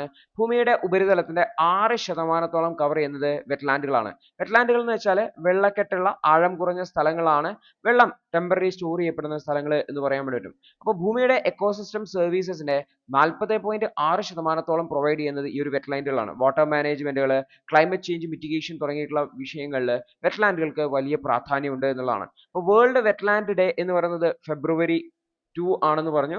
ഇത് രാംസാർ കൺവെൻഷൻ അഡോപ്റ്റ് ചെയ്ത ഡേറ്റ് ആണ്. രാംസാർ കൺവെൻഷൻ എന്ന് വെച്ചാൽ വെറ്റ്ലാൻഡുകളുടെ സംരക്ഷണവുമായി ബന്ധപ്പെട്ട് ഇന്റർനാഷണലി റെക്കഗ്നൈസ്ഡ് ആയിട്ടുള്ള അതാണ്. അപ്പൊ ഈ ഒരു വെറ്റ്ലാൻഡ് ഡേയുടെ തീം എന്ന് പറയുന്നത് 1987 ബ്രണ്ട്ലാൻഡ് റിപ്പോർട്ട് ഉണ്ടായിരുന്നു. ഇതിന്റെ ഗോൾസുമായിട്ട് മീറ്റ് ചെയ്യുന്ന രീതിയിലാണെന്നും റിപ്പോർട്ടിൽ പറയുന്നുണ്ട്. അപ്പൊ വെറ്റ്ലാൻഡ് കൺസർവേഷൻ എന്ന് പറയുന്നത് എൻവയോൺമെന്റൽ കൺസർവേഷൻ അതുപോലെ തന്നെ ഡെവലപ്മെന്റൽ സ്ട്രാറ്റജീസുമായിട്ടൊക്കെ കമ്പൈൻ ചെയ്ത് കൊണ്ടുപോകേണ്ടതാണ്. രാംസാർ COP14 ഇതുമായി ബന്ധപ്പെട്ടുള്ള തീരുമാനങ്ങൾ ഉണ്ടായിട്ടുണ്ട് എന്ന് കൂടി ഓർത്തുകയാണ്. എന്നാൽ വെറ്റ്ലാൻഡുകളുടെ അവസ്ഥ നോക്കിക്കഴിഞ്ഞാൽ ഗ്ലോബലി 1970 മുതൽ 2015 വരെ, അതായത് നമ്മൾ നോക്കിക്കഴിഞ്ഞാൽ ഏകദേശം 35% വെറ്റ്ലാൻഡുകൾ കുറഞ്ഞിട്ടുള്ളത്. ഇന്ത്യയിൽ 30% നാച്ചുറൽ വെറ്റ്ലാൻഡ്സും ലോസ്റ്റ് ചെയ്തിട്ടുണ്ട് കഴിഞ്ഞ 40 വർഷം. പ്രധാനമായിട്ടും urbanization, പൊല്യൂഷൻ, നഗരവൽക്കരണം ഈ വെറ്റ്ലാൻഡുകൾ മണ്ണിട്ട് മൂടിയിട്ട് അതിന് മുകളിൽ കെട്ടിടങ്ങൾ പണിയുന്നത് കാണാൻ വേണ്ടി പറ്റും. പ്രധാനമായിട്ടും മുംബൈ, ചെന്നൈ തുടങ്ങിയിട്ടുള്ള പോപ്പുലസ് ആയിട്ടുള്ള സിറ്റികളിൽ വെറ്റ്ലാൻഡ് ലോസ് എന്ന് പറഞ്ഞാൽ 71%, 85% ഒക്കെ ആണെന്ന് ഓർത്തുവെക്കേണ്ടതായിട്ട്. 1970 81% ഇൻലാൻഡ് വെറ്റ്ലാൻഡ് സ്പീഷീസുകളും ഡിക്ലൈൻ ചെയ്തിട്ടുണ്ട്. കോസ്റ്റ്ലാൻഡ് സ്പീഷീസുകളാണെങ്കിൽ 36% ഡിക്രീസ് ചെയ്തിട്ടുണ്ട്. അതായത് ഇത്തരത്തിലുള്ള വെറ്റ്ലാൻഡുകളുടെ ആ ഒരു ഡിപ്പെൻഡ് ചെയ്ത് ജീവിക്കുന്ന പല ജീവികളുടെയും പോപ്പുലേഷൻ തന്നെ ഡിക്രീസ് ചെയ്തിട്ടുണ്ട് എന്നുകൂടി ഓർത്തുവെക്കുന്നത് തന്നെ. അപ്പൊ രാംസാർ സൈറ്റുകൾ എന്നുള്ള ഒരു ഡെസിഗ്നേഷൻ നൽകുന്നുണ്ട്. ഇത് ഇത്തരത്തിലൊരു ഡെസിഗ്നേഷൻ നൽകിയത് കൊണ്ട് മാത്രം ഇഫക്റ്റീവ് ആയിട്ടുള്ള കൺസർവേഷൻ നടക്കുന്നില്ല എന്നുള്ളതാണ് ഈ ഒരു ഡാറ്റ കാണിക്കുന്നത്. ഇന്ത്യയിൽ 89ഓളം രാംസാർ സൈറ്റുകൾ ഉണ്ട്. പക്ഷെ കൺസർവേഷൻ അത്ര എഫക്റ്റീവ് അല്ല. കുറച്ചുകൂടി ബ്രോഡർ ആയിട്ടുള്ള പോളിസികൾ വേണം ഈ ഒരു വെറ്റ്ലാൻഡുകളെ കൺസർവ് ചെയ്യാൻ എന്നാണ് പറയുന്നത്. അപ്പൊ വെറ്റ്ലാൻഡുകൾ എന്ന് പറഞ്ഞാൽ നിങ്ങൾ ഇതേപോലുള്ള വെള്ളക്കെട്ടുള്ള സ്ഥലങ്ങൾ പല സ്ഥലങ്ങളിലും കണ്ടിട്ടുണ്ടാവും. അപ്പൊ രാംസാർ COP14 രാംസാർ കൺവെൻഷനുമായി ബന്ധപ്പെട്ട കോൺഫറൻസ് ഓഫ് പാർട്ടീസ് 14 വെറ്റ്ലാൻഡ് കൺസർവേഷനെ UN decade of ecosystem restoration പോലുള്ള ഗ്ലോബൽ ഫ്രെയിംവർക്കുമായിട്ട് കമ്പൈൻ ചെയ്യുന്നതിനെ കുറിച്ചുള്ള ഡിസ്കഷൻസ് ഉണ്ടായിരുന്നു എന്ന് ഓർത്തിക്കുന്നത്. അത്തരത്തിലുള്ള കമ്പിനേഷൻ ഉണ്ടാവുകയും ഇന്റർനാഷണൽ ലെവലിൽ ഒരു മോണിറ്ററിംഗ് ഒക്കെ വരികയും ചെയ്യുകയാണെങ്കിൽ വെറ്റ്ലാൻഡ് കൺസർവേഷൻ കുറച്ചുകൂടി ബെറ്റർ ആയിട്ട് പോകും എന്നുള്ളതാണ്. അപ്പോൾ ഇന്ത്യയിൽ വെറ്റ്ലാൻഡ് മാനേജ്മെന്റ് എന്ന് പറയുന്നത് പ്രധാനമായിട്ടും ഇക്കോളജിക്കൽ അതുപോലെ എൻവയോൺമെന്റൽ ഇഷ്യൂസിന് മേലെയാണ് ഫോക്കസ് ചെയ്യുന്നതായിട്ടുള്ളത്. അതേസമയത്ത് അതിന്റെ സോഷ്യൽ ആയിട്ടുള്ള ഇമ്പാക്റ്റുകൾ, എക്കോണമിക്കൽ ആയിട്ടുള്ള ഇമ്പാക്റ്റുകളുടെ മേലെ കൂടി കുറച്ചുകൂടി ഫോക്കസ് നൽകേണ്ടതായിട്ടുണ്ട് എന്നും ഓതർ ഹൈലൈറ്റ് ചെയ്യുന്നുണ്ട്. അപ്പോൾ കുറച്ചുകൂടി ബെറ്റർ ആയിട്ടുള്ള വെറ്റ്ലാൻഡ് മാനേജ്മെന്റ് ഉണ്ടാവേണ്ടതായിട്ടുണ്ട്. കാരണം വെറ്റ്ലാൻഡുകൾ വളരെയധികം ഇക്കോളജിക്കൽ, എക്കണോമിക് അതുപോലെ സോഷ്യൽ ബെനിഫിറ്റുകൾ നൽകുന്നുണ്ട്. ക്ലൈമറ്റ് ചേഞ്ച് മിറ്റിഗേഷനൊക്കെ അഡ്രസ് ചെയ്യാൻ സഹായിക്കുന്നുണ്ട് എന്നുകൂടി ഓർത്തു വെക്കുക. അപ്പോൾ കറന്റ് മാനേജ്മെന്റ് സ്ട്രാറ്റജീസ് ഇൻസഫീഷ്യന്റ് ആണ് എന്നുള്ളത് നമ്മൾ കണ്ടു. കാരണം 30% ഇന്ത്യയിൽ, 35% ലോകത്ത് തന്നെ വെറ്റ്ലാൻഡിൻ്റെത് രാംസാർ കൺവെൻഷൻ ഉണ്ടായിട്ടും കുറഞ്ഞുള്ളത്. കുറെ കൂടി കോംപ്രഹെൻസീവ് ആയിട്ടുള്ള, കുറെ കൂടി എക്കോസിസ്റ്റം ബേസ്ഡ് ആയിട്ടുള്ള അപ്രോച്ച് കൊണ്ടുവരേണ്ടതായിട്ടാണ്. അപ്പോൾ എഫക്റ്റീവ് ആയിട്ടുള്ള വെറ്റ്ലാൻഡ് കൺസർവേഷൻ എന്ന് പറയുന്നത് ഡെവലപ്മെന്റ് പ്ലാനുകളുമായിട്ട് സിങ്ക് ചെയ്ത് കൊണ്ടുപോകാൻ വേണ്ടി ശ്രമിക്കുക. ഒരേ സമയത്ത് ഗ്ലോബൽ എൻവയോൺമെന്റൽ ഇനീഷ്യേറ്റീവ്സുമായിട്ടൊക്കെ ലിങ്ക് ചെയ്യുക. രാംസാർ കൺവെൻഷൻ, സസ്റ്റൈനബിൾ ഡെവലപ്മെന്റ് ഗോൾസ് ഒക്കെ ലിങ്ക് ചെയ്തുകൊണ്ട് മുന്നോട്ട് കൊണ്ടുപോകാൻ വേണ്ടി ശ്രമിക്കുക എന്നുള്ളതാണ് ഒരു സൊല്യൂഷൻ ആയിട്ട് ഓതർ ഹൈലൈറ്റ് ചെയ്യുന്നത് എന്നുള്ളതാണ്. അടുത്തൊരു വാർത്ത എന്ന് വെച്ചാൽ ആർട്ടിഫിഷ്യൽ ഇന്റലിജൻസിൽ ഇന്ത്യൻ കമ്പനികൾ നേരിടുന്ന ചാലഞ്ചസുമായി ബന്ധപ്പെട്ടും ഇന്ത്യയിൽ കൃത്യമായിട്ടുള്ള ഒരു പോളിസി ഉണ്ടാവേണ്ട ആവശ്യകതയെ കുറിച്ചാണ് ഓതർ ഇവിടെ ഹൈലൈറ്റ് ചെയ്യുന്നതായിട്ടുള്ളത്. ബംഗളൂരിലെ സോഫ്റ്റ്വെയർ ഡെവലപ്പേഴ്സ് എല്ലാം തന്നെ ചൈനീസ് കോമ്പറ്റീറ്റേഴ്സുമായി ബന്ധപ്പെട്ടാണ് ആ AI ഡ്രിവൺ പ്രൊജക്ടുകൾ ലഭിക്കുന്നതിന് വേണ്ടി, വർക്ക് ലഭിക്കുന്നതിന് വേണ്ടി കോമ്പീറ്റ് ചെയ്യുന്നതായിട്ടുള്ളത്. ഈ ഒരു മേഖലയിൽ ഹൈ കോമ്പറ്റീഷൻ ആണ്. Silicon Valley, China, South East Asia എല്ലാം തന്നെ ആർട്ടിഫിഷ്യൽ ഇന്റലിജൻസ് ഫീൽഡിൽ ഒരുപാട് മുന്നോട്ട് പോയിട്ടുണ്ട്. അപ്പോൾ അവരുമായിട്ടൊക്കെ കോമ്പീറ്റ് ചെയ്യുന്നതിന് വേണ്ടിയിട്ട് ഇന്ത്യൻ കമ്പനികൾ നന്നായിട്ട് കഷ്ടപ്പെടുന്നുണ്ട്. അതായത് ഇന്ത്യക്ക് കൃത്യമായിട്ടുള്ള ഒരു റെഗുലേറ്ററി എൻവയോൺമെന്റ് ഇല്ല എന്നുള്ളതും ആർട്ടിഫിഷ്യൽ ഇന്റലിജൻസുമായി ബന്ധപ്പെട്ട പ്രോഗ്രസ്സുകളെ തടസ്സം വെക്കുന്നുണ്ടെന്നാണ് ഓതർ പറയുന്നതായിട്ടുള്ളത്. അപ്പോൾ ഇന്ത്യൻ ബിസിനസ്സുകൾക്ക് ഒരു ആർട്ടിഫിഷ്യൽ ഇന്റലിജൻസിനെ ഈ ഗ്ലോബൽ കോമ്പറ്റീറ്റീവ്സിന് വേണ്ടി കൊണ്ടുവരിക, ഉൾപ്പെടുത്തുക എന്നുള്ളത് അത്യാവശ്യമാണ്. പ്രത്യേകിച്ചും ജോബ് ലോസും മിസ്ഇൻഫർമേഷൻസും ഒക്കെ ഉണ്ടാകുന്ന സമയത്ത് ആർട്ടിഫിഷ്യൽ ഇന്റലിജൻസ് വളരെ അത്യാവശ്യമായിട്ട് ഉപയോഗിക്കേണ്ടതാണ്. ഇന്ത്യൻ സ്റ്റാർട്ടപ്പുകൾ ഫോറിൻ ടെക് ജയൻസുമായിട്ട് കോമ്പീറ്റ് ചെയ്യാൻ വളരെയധികം ബുദ്ധിമുട്ടാണ്. പ്രത്യേകിച്ചും അവരുടെ റൂൾസ് ഓഫ് എൻഗേജ്മെന്റ് എന്ന് പറയുന്നത്, ഈ ഒരു പാർട്ടിസിപ്പേറ്റിംഗ് ചെയ്യുന്ന rules of engagement entirely different ആണ് എന്നതാണ്. അതുപോലെ തന്നെ പല റെഗുലേറ്ററി പ്രഷേഴ്സും ഉണ്ട്. പല രാജ്യങ്ങളും പലതരത്തിലുള്ള നിബന്ധനകൾ വെക്കുന്നുണ്ട് AI ഡെവലപ്മെന്റുമായി ബന്ധപ്പെട്ട്. അപ്പോൾ ഇന്ത്യൻ കമ്പനികൾക്ക് അവ മീറ്റ് ചെയ്യാനുള്ള ബുദ്ധിമുട്ടുണ്ട്. കാരണം ഇന്ത്യയിൽ അങ്ങനെ ഒരു റെഗുലേറ്ററി എൻവയോൺമെന്റ് ഇല്ല എന്നതാണ്. അപ്പോൾ യൂറോപ്യൻ യൂണിയൻ്റെത് ആർട്ടിഫിഷ്യൽ ഇന്റലിജൻസ് റെഗുലേഷൻ വളരെ സ്ട്രിക്റ്റ് ആണ്. US-ലാണെങ്കിൽ ഇന്നോവേഷനെ കൂടുതൽ സപ്പോർട്ട് ചെയ്യുന്ന രീതിയിൽ മിനിമൽ റെഗുലേഷൻ ആണ് ആർട്ടിഫിഷ്യൽ ഇന്റലിജൻസുമായി ബന്ധപ്പെട്ട ഡെവലപ്മെന്റിലുള്ളത്. അപ്പോൾ ഇന്ത്യയിൽ കൊണ്ടുവരുമ്പോൾ ഇന്ത്യ EU-നെ പോലെ സ്ട്രിക്റ്റും ആവരുത്, അമേരിക്കയെ പോലെ ലൂസും ആവരുത്. ഒരു ബാലൻസ്ഡ് ആയിട്ടുള്ള റെഗുലേഷൻ, അതേ സമയത്ത് അത് ഇന്നോവേഷനെ സപ്പോർട്ട് ചെയ്യുന്ന രീതിയിൽ കൊണ്ടുവരേണ്ടതായിട്ടുണ്ട്. അതായത് ഔട്ട്ഡേറ്റഡ് ആയിട്ടുള്ള റൂൾസ് ഉപയോഗിച്ചുകൊണ്ട് ഇന്ത്യയിലെ AI ഇന്നോവേഷനെ തളർത്തുന്ന രീതിയിലേക്ക് പോകരുത് എന്നുള്ളതാണ്. അപ്പോൾ ഇന്ത്യ AI റെഗുലേഷൻ സ്ട്രിക്റ്റ് ആയിട്ടാണ് എടുക്കുന്നതെങ്കിൽ ഇന്ത്യൻ കമ്പനികളുടെ ഗ്ലോബൽ കോമ്പറ്റീറ്റീവ്നെസ് ബാധിക്കും. പ്രത്യേകിച്ചും ചൈനീസ് കമ്പനികളുമായിട്ടും US കമ്പനികളുമായിട്ടും ഒക്കെയാണ് കോമ്പീറ്റ് ചെയ്തത് എന്നുള്ളതാണ്. അപ്പോൾ ഇന്ത്യയുടെ IT ഡൊമിനൻസ് എന്ന് പറയുന്നത് ഇന്ത്യക്ക് വളരെ യൂണീക്ക് ആയിട്ടുള്ള ഒരു അഡ്വാൻറ്റേജ്. കാരണം ഇന്ത്യൻ കമ്പനികൾ ഒരുപാട് സർവീസുകൾ എക്സ്പോർട്ട് ചെയ്യുന്നുണ്ട്, സോഫ്റ്റ്വെയർസ് എക്സ്പോർട്ട് നടത്തുന്നുണ്ട്. അപ്പോൾ ഓവർ റെഗുലേഷൻ ചെയ്യുകയാണെങ്കിൽ IT ബിസിനസ്സുകളെ നെഗറ്റീവായിട്ട് ബാധിക്കാൻ സാധ്യതയുണ്ട്. അതുപോലെ തന്നെ ഇന്ത്യൻ കമ്പനികളൊക്കെ AI ഫ്രണ്ട്ലി ലോസ് ഉള്ള രാജ്യങ്ങളിലേക്ക് മാറി താമസിക്കാൻ സാധ്യതയുണ്ട്. അതുപോലെ തന്നെ ഓപ്പൺ സോഴ്സ് മോഡലുകളിൽ ഫോക്കസ് ചെയ്യുക, ഇന്റർനാഷണൽ പാർട്ട്ണർഷിപ്പുകൾക്ക് ഡിപ്പെൻഡ് ചെയ്യുക, അതേപോലെ തന്നെ സ്ട്രാറ്റജിക് എനർജി അല്ല കമ്പ്യൂട്ടിംഗ് റിസോഴ്സുകൾ ലഭ്യമാക്കാൻ വേണ്ടി ശ്രമിക്കുക. അതുവഴിയൊക്കെ നമുക്ക് AI ഡെവലപ്മെന്റ്, അതുമായി ബന്ധപ്പെട്ട ഗ്രോത്തുകൾ ഉണ്ടാക്കാൻ വേണ്ടി പറ്റുന്നതാണ്. അതേസമയത്ത് റെഗുലേഷൻസുമായി ബന്ധപ്പെട്ട് ഇന്ത്യ പുതിയതായിട്ട് ഒരു റെഗുലേഷൻ ക്രിയേറ്റ് ചെയ്യുന്നതിന് പകരം ബെറ്റർ ആയിട്ടുള്ളത് ഇന്റർനാഷണലി അവൈലബിൾ ആയിട്ടുള്ള റെഗുലേഷൻസിനെ അഡോപ്റ്റ് ചെയ്യുക എന്നുള്ളതാണ് ഏറ്റവും നല്ലൊരു സൊല്യൂഷൻ ആയിട്ട് ഓതർ ഹൈലൈറ്റ് ചെയ്യുന്നതായിട്ടുള്ളത്. കാരണം യൂറോപ്യൻ യൂണിയനും US-ഉം ഒക്കെ ഇന്ത്യ കറന്റ് ലോസ് അഡോപ്റ്റ് ചെയ്യണം എന്ന് ആവശ്യപ്പെടുന്നുണ്ട്. സ്പെസിഫിക് ലോസ് ഉണ്ടാക്കുന്നതിന് പകരം അത് ഒരു ബെറ്റർ ആയിട്ടുള്ള ഓപ്ഷൻസ് ആണ്. അപ്പോൾ ഇന്ത്യ AI-യിൽ അഡോപ്ഷൻ വളരെ റാപ്പിഡ് ആയിട്ട് ചെയ്യണം. അതിന്റെ കൃത്യമായിട്ടുള്ള ഒരു ഓപ്പൺ സോഴ്സ് പ്ലാറ്റ്ഫോമുകളെ സപ്പോർട്ട് ചെയ്യുന്നതായിട്ട് AI ആർട്ടിഫിഷ്യൽ ഇന്റലിജൻസിന്റെ ഡെവലപ്മെന്റ് നാഷണൽ ഇൻട്രസ്റ്റുകളുമായിട്ട് കോപ്പപ്പ് ചെയ്തുകൊണ്ട് കൃത്യമായിട്ടുള്ള റെഗുലേറ്ററി ഫ്രെയിംവർക്ക് ഉണ്ടാക്കി മുന്നോട്ട് കൊണ്ടുപോകാൻ വേണ്ടിയിട്ട് ഇന്ത്യ ശ്രമിക്കേണ്ടതായിട്ടുണ്ട് എന്നാണ് പറയുന്നത്. അടുത്തൊരു വാർത്ത, 2 ജില്ലാ വനിതാ ജഡ്ജിമാരെ ഡിസ്മിസ് ചെയ്ത വിഷയത്തിൽ ജുഡീഷ്യൽ ഓഫീസേഴ്സിനെ ഡിസ്മിസ് ചെയ്ത വിഷയത്തിൽ കുറച്ചുകൂടി അവരോട് സിമ്പതിയോട് കൂടിയിട്ട് അല്ലെങ്കിൽ ആ ഒരു അവരുടെ വർക്ക് എൻവയോൺമെന്റിനെ കുറിച്ച് മനസ്സിലാക്കിക്കൊണ്ട് പ്രവർത്തിക്കണമെന്നാണ് സുപ്രീം കോടതി പറയുന്നതായിട്ടുള്ളത്. ഈ ഒരു വിഷയത്തിൽ സ്ത്രീകളുടെ വർക്ക് പ്ലേസുമായി ബന്ധപ്പെട്ടുള്ള വിഷയത്തിൽ സുപ്രീം കോടതിയുടെ ഭാഗത്ത് നിന്നുണ്ടായിട്ടുള്ള പ്രധാനപ്പെട്ട കമന്റ് പ്രധാനമായിട്ട് ജുഡീഷ്യറിയുമായി ബന്ധപ്പെട്ടാണ്. എങ്കിലും നമുക്ക് എന്താണ് സുപ്രീം കോടതി സ്ത്രീകളുടെ വർക്കുകളുമായി ബന്ധപ്പെട്ട് പറയുന്നത് എന്നുള്ളത് നമുക്ക് നോക്കാം. ഇപ്പൊ സുപ്രീം കോടതി പറഞ്ഞതെന്ന് വെച്ചാൽ സ്ത്രീകൾ പ്രത്യേകിച്ച് വുമൺ ജഡ്ജസുമായി ബന്ധപ്പെട്ട വിഷയങ്ങൾ കുറച്ചുകൂടി സെൻസിറ്റിവിറ്റി കൊണ്ടുവരേണ്ടതായിട്ട്, കാരണം അവരുടെ ഫിസിക്കൽ ആൻഡ് മെന്റൽ ഹെൽത്തിനെ കൂടി ടേക്ക് കെയർ ചെയ്യേണ്ടതായിട്ടുണ്ടെന്നാണ് justice B Nagarathna bench head ചെയ്യാൻ. അപ്പോൾ അവർ പറഞ്ഞതെന്ന് വെച്ചാൽ ജുഡീഷ്യറിയിൽ ഹെവി വർക്ക് ലോഡ് ആണ്, ഒരുപാട് വർക്കിംഗ് അവേഴ്സ് ഉണ്ട്, ഒരുപാട് കേസ് പെൻഡൻസി ഉണ്ട്. അതുകൊണ്ട് തന്നെ ഡിസ്ട്രിക്ട് ജുഡീഷ്യറിയിൽ വലിയ വർക്ക് പ്രഷർ ഉണ്ടാവുക സ്വാഭാവികമാണ്. വുമൺ ജുഡീഷ്യൽ ഓഫീസേഴ്സിന് ഇത്തരത്തിലുള്ള വർക്ക് പ്രഷർ ഉണ്ടാവുന്ന സമയത്ത് അതിനെ ഇൻഎഫിഷ്യൻസി അല്ലെങ്കിൽ മിസ്കണ്ടക്ട് എന്ന് പറഞ്ഞുകൊണ്ട് ഡിസ്മിസ് ചെയ്യുന്നത്. മധ്യപ്രദേശിലാണ് 2 വുമൺ ജഡ്ജസിനെ ഡിസ്മിസ് ചെയ്തിട്ടുണ്ടായിരുന്നത്. ഇത് ശരിയല്ല എന്നാണ് പറഞ്ഞത്. കാരണം ഒരാള് പ്രഗ്നൻസിയിൽ മിസ്കാരേജ് ഉണ്ടായിട്ട് അതിന്റെ ഒരു പേഴ്സണൽ ട്രോമ ഉണ്ടായിരുന്നു, അതിന്റെ ഇടയിലാണ് അവരെ ഡിസ്മിസ് ചെയ്തിട്ടുള്ളത് എന്നുകൂടി ഓർത്തു വെക്കേണ്ടതായിരുന്നു. അപ്പൊ എസ് പറഞ്ഞതെന്ന് വെച്ചാൽ ജെൻഡർ എന്ന് പറയുന്നത് നമ്മൾ ഈ ഒരു പുവർ വർക്ക് പെർഫോമൻസ് മെഷർ ചെയ്യാനുള്ള ഒരു ടൂൾ ആയിട്ട് യൂസ് ചെയ്യേണ്ട, അതിനൊരിക്കലും ജസ്റ്റിഫൈ ചെയ്യേണ്ട. അത് സ്ത്രീയാണ് അതുകൊണ്ട് അവർക്ക് വർക്ക് കുറച്ചേ ചെയ്യാൻ പറ്റുള്ളൂ എന്നുള്ള രീതിയിലല്ല മെഷർ ചെയ്യേണ്ടത്. പക്ഷെ സ്ത്രീകൾ വർക്ക് പ്ലേസിൽ നേരിടുന്ന ചാലഞ്ചസിനെ കൃത്യമായിട്ടുള്ള ഒരു കൺസിഡറേഷൻ നൽകേണ്ടതായിട്ടുണ്ട് എന്നാണ് സുപ്രീം കോടതി പറഞ്ഞിട്ടുള്ളത്. അതായത് കുറെ കൂടി ഇൻക്ലൂസീവ് ആയിട്ടുള്ള കുറെ കൂടി സെൻസിറ്റീവ് ആയിട്ടുള്ള രീതിയിൽ വേണം വർക്ക് എൻവയോൺമെന്റിൽ സ്ത്രീകളുടെ വർക്കിനെ നോക്കിക്കാണാൻ എന്നാണ്, പ്രത്യേകിച്ചും ജുഡീഷ്യറി പോലുള്ള ഒരു സ്ഥലത്ത് നോക്കിക്കാണാൻ എന്നാണ് പറഞ്ഞിട്ടുള്ളത്. പ്രത്യേകിച്ചും സ്ത്രീകൾ ജുഡീഷ്യൽ റാങ്കിലൊക്കെ ജോയിൻ ചെയ്യുന്നതിനെ പ്രൊമോട്ട് ചെയ്യാൻ വേണ്ടിയിട്ട് ഇത്തരത്തിലുള്ള കാര്യങ്ങൾ സഹായിക്കുന്നതാണ്. കാരണം സ്ത്രീകളെ ജുഡീഷ്യൽ ഓഫീസറെ ഡിസ്മിസ് ചെയ്തു, അവരുടെ പേഴ്സണൽ ട്രോമ കാരണം അവർക്ക് ജോലിക്ക് കൃത്യമായിട്ട് വരാൻ പറ്റാത്തതുകൊണ്ട്. അപ്പൊ ഇത് ഈ ഒരു സ്ത്രീകൾ ജുഡീഷ്യറിയിലേക്കൊക്കെ കടന്നു വരേണ്ടത് ജെൻഡർ സ്റ്റീരിയോ ടൈപ്പിനെയൊക്കെ അഡ്രസ് ചെയ്യാൻ വളരെ അത്യാവശ്യമാണ്. അതേസമയത്ത് അവരെ പിരിച്ചുവിടുകയാണെങ്കിൽ അത് നെഗറ്റീവ് ആയിട്ടുള്ള ഇമേജ് ആണ് ഉണ്ടാവുക. അതായത് ഈ ഒരു കൂടുതൽ ഫീമെയിൽ റെപ്രസെന്റേഷൻ ഒക്കെ ജുഡീഷ്യറിയിൽ കൊണ്ടുവരുന്നതിന് വേണ്ടിയിട്ട് സ്ത്രീകൾക്ക് ഒരു കൺസിഡറേഷൻ നൽകേണ്ടതായിട്ടുണ്ട് എന്നാണ് ഇവിടെ ജസ്റ്റിസ് പറയുന്നതെന്നും കൂടി ഓർത്തു വെക്കേണ്ടതാണ്. അപ്പോൾ ഇവിടുത്തെ ടെർമിനേഷൻ പ്രോസസ്സ് എന്ന് പറയുന്നത് അത് ആർബിട്രറി ആണെന്നും ഇല്ലീഗൽ ആണെന്നും 15 ദിവസത്തിനുള്ളിൽ അവരെ റീഇൻസ്റ്റേറ്റ് ചെയ്യണം എന്നുമാണ് സുപ്രീം കോടതി പറഞ്ഞിട്ടുള്ളത്. അപ്പോൾ കുറെ കൂടി സപ്പോർട്ടീവ് ആയിട്ടുള്ള എൻവയോൺമെന്റ് സ്ത്രീകൾക്ക് വേണ്ടി കൊണ്ടുവരേണ്ടതായിട്ടുണ്ട് എന്നാണ് പറഞ്ഞത്. പ്രത്യേകിച്ചും ഇവിടെ ഓർത്തു വെക്കേണ്ട കാര്യം സ്ത്രീകളായതുകൊണ്ട് അവരെ കൊണ്ടുവരണം എന്നല്ല, ഇത്തരത്തിലുള്ള വർക്ക് ലോഡ് ഉള്ള സ്ഥലങ്ങളിൽ അവരുടെ പേഴ്സണൽ ആയിട്ടുള്ള ട്രോമാസ്, പേഴ്സണൽ എന്ന് വെച്ചാൽ കുടുംബപരമായിട്ടുള്ള വിഷയങ്ങളെ കുറിച്ചല്ല പറയുന്നത്, ഹെൽത്ത് റിലേറ്റഡ് ആയിട്ടുള്ള ട്രോമാസ്, പ്രത്യേകിച്ചും മെൻസ്ട്രുവൽ പെയിൻ, പ്രഗ്നൻസി, കാരേജ് തുടങ്ങിയിട്ടുള്ള മിസ്കാരേജ് തുടങ്ങിയിട്ടുള്ള അത്തരത്തിലുള്ള ട്രോമാസ് ഒക്കെ ഉണ്ടാകുമ്പോൾ അവർക്ക് സ്ത്രീകൾക്ക് പ്രത്യേകമായിട്ടുള്ള ഒരു പരിഗണന നൽകേണ്ടതായിട്ടുണ്ട് എന്നാണ് പറയുന്നത്. ഇവിടെ കോടതി പ്രത്യേകിച്ചും ഇന്റർനാഷണൽ കൺവെൻഷൻസിനെയാണ് ഹൈലൈറ്റ് ചെയ്തിട്ടുള്ളത്.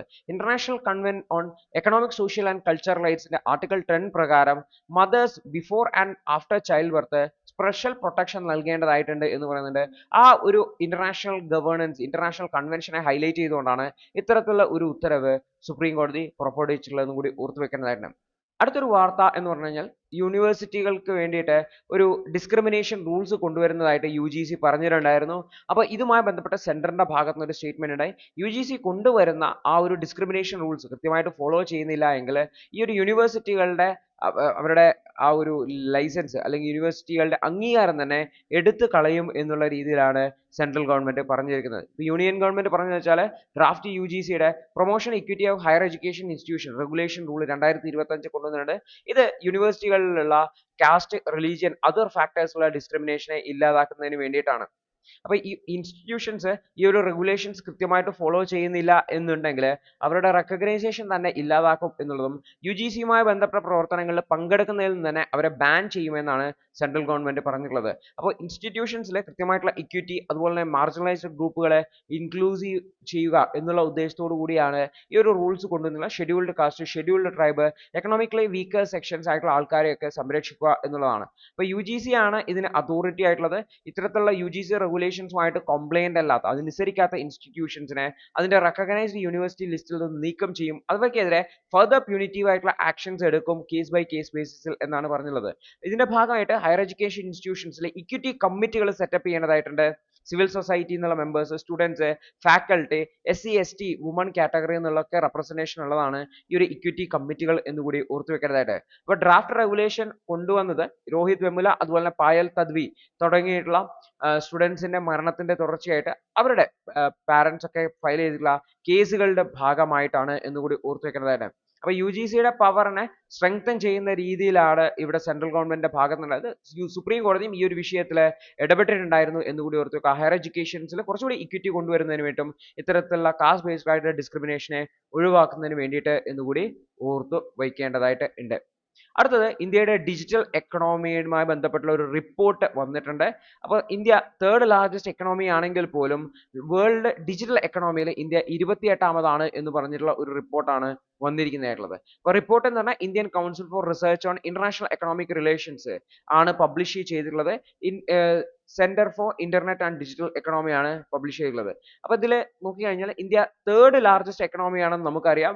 പക്ഷേ ഡിജിറ്റൽ യൂസേഴ്സിൽ എക്കണോമിയിലെ ഡിജിറ്റൽ യൂസർ നോക്കുമ്പോൾ ഇന്ത്യ 28ാമത് മാത്രമാണ്. അതായത് നമ്മുടെ രാജ്യം ഒരു പവർഫുൾ ആയ എക്കണോമി ആണെങ്കിലും ഡിജിറ്റലൈസേഷൻ പിറകോട്ടാണ് എന്നുള്ളതാണ് ഇത് കാണിക്കുന്നതായിട്ടുള്ളത്. അപ്പം നമ്മുടെ രാജ്യത്ത് ഹൈ ഡിജിറ്റലൈസേഷൻ ലെവൽ ഉണ്ടായിട്ടുണ്ട് എന്ന് നമ്മൾ പറയുവാണെങ്കിൽ പോലും യൂസേഴ്സിന്റെ എക്സ്പീരിയൻസ് ഡിജിറ്റലൈസുമായി ബന്ധപ്പെട്ട് യൂസർ എക്സ്പീരിയൻസ് വളരെ ലിമിറ്റഡ് ആണ് എന്നാണ് പറയുന്നതായിട്ടുള്ളത്. അതായത് ഇന്ത്യ ഡിജിറ്റൽ സർവീസസിന് മേലെ വളരെ ലിമിറ്റഡ് ആയിട്ട് മാത്രമാണ് സ്പെൻഡ് ചെയ്യുന്നതായിട്ടുള്ളത്. അപ്പോൾ Indian digital economy twice the fastest overall എക്കണോമിനേക്കാളും ഫാസ്റ്റ് ആയിട്ട് ഗ്രോ ചെയ്യേണ്ടതായിട്ടുണ്ട്. എങ്കിൽ മാത്രമാണ് 2029 ഇന്ത്യയുടെ ഈ ഒരു 1/5 ഓഫ് ദ എക്കണോമിയിലേക്ക് ഈ ഒരു ഡിജിറ്റൽ എക്കണോമിക്ക് കോൺട്രിബ്യൂട്ട് ചെയ്യാൻ പറ്റുക എന്നുള്ളതാണ്. അപ്പൊ കമ്പൈൻഡ് ഇൻഡെക്സ് നോക്കുവാണെങ്കിൽ അതായത് digital economy, access quality, AI readiness, മറ്റ് ഫാക്ടേഴ്സ് ഒക്കെ വെച്ചുള്ള ഒരു കമ്പൈൻഡ് ഇൻഡെക്സ് നോക്കുവാണെങ്കിൽ ഇന്ത്യ 8ാമത് എത്തിയിട്ടുണ്ട് എന്നുണ്ടെങ്കിൽ പോലും ഇന്ത്യക്ക് ആ ഒരു ഡിജിറ്റൽ ഗ്രോത്ത് ഉള്ള ആ ഒരു പൊട്ടൻഷ്യലിനെ നമുക്കിവിടെ ഹൈലൈറ്റ് ചെയ്ത് കാണിക്കാൻ വേണ്ടി പറ്റും എന്നുകൂടി ഓർത്തു വയ്ക്കേണ്ടതായിട്ടുണ്ട്. അപ്പോൾ ഇന്ത്യൻ ഡിജിറ്റൽ എക്കണോമിയുമായി ബന്ധപ്പെട്ട് അല്ലെങ്കിൽ ഇന്ത്യയുടെ ഗ്രോത്തുമായി ബന്ധപ്പെട്ടൊക്കെ പറയുന്ന സമയത്ത് ഈ ഒരു ഡാറ്റയുടെ ഇഷ്യൂ കൂടി നമുക്കൊരു കൺസേൺ ആയിട്ട് ഹൈലൈറ്റ് ചെയ്യാവുന്നതാണ് എന്നുകൂടി ഓർത്ത് വെക്കുക. അടുത്തത് ജാനുവരിയിലെ കോർ സെക്ടറിന്റെ ഔട്ട്പുട്ട് ഗ്രോത്ത് വന്നിട്ടുണ്ട് 4.6% സ്ലോ ഡൗൺ ചെയ്തിട്ടുണ്ട് എന്നാണ് പറയുന്നത്. കാരണം ഡിസംബറിൽ 4.8% ഉണ്ടായിരുന്നു, ജാനുവരിയിൽ അത് 4.6%ആയിട്ട് കുറയുകയാണ് ചെയ്തിട്ടുള്ളതെന്നും കൂടി ഓർത്ത് വെക്കുന്നതാണ്. അപ്പോൾ ഇന്ത്യയുടെ 8 കോർ സെക്ടറിന്റെ ഗ്രോത്ത് ആണ് വന്നിട്ടുള്ളത്. ജാനുവരിയിൽ 4.6% മാത്രമേ ഉള്ളൂ, ഡിസംബറിൽ 4.8% ഉണ്ടായിരുന്നു. അപ്പോൾ സിവന്റെ ഹയസ്റ്റ് ഗ്രോത്ത് 14.5%, അതായത് ഇൻഫ്രാസ്ട്രക്ചർ മേഖലയിൽ കാര്യമായിട്ടുള്ള ഗ്രോത്ത് ഉണ്ടാവുന്നുണ്ട് എന്നുള്ളതാണ് ഈ ഒരു സിവന്റ് ഗ്രോത്ത് കാണിക്കുന്നത്. പ്രത്യേകിച്ച് ഗവൺമെന്റിന്റെ സ്പെൻഡിങ് ആണ് നമുക്ക് കാണാൻ വേണ്ടി പറ്റുക. ഗവൺമെന്റിന്റെ സ്പെൻഡിങ് വർദ്ധിക്കുമ്പോഴാണ് ഇൻഫ്രാസ്ട്രക്ചർ, കാരണം ഇന്ത്യയിൽ ഏറ്റവും കൂടുതൽ സ്പെൻഡ് ചെയ്യുന്ന ഒരാൾ ഗവൺമെന്റ് ആണ്. ക്രൂഡ് ഓയിലും നാച്ചുറൽ ഗ്യാസും ഡിക്ലൈൻ ആണ് കാണിച്ചുള്ളത്, 1.1%, 1.5% ആണ്. അതായത് എനർജി കൺസംഷൻ കുറയുന്നുണ്ട് എന്ന് കാണാൻ വേണ്ടി പറ്റും.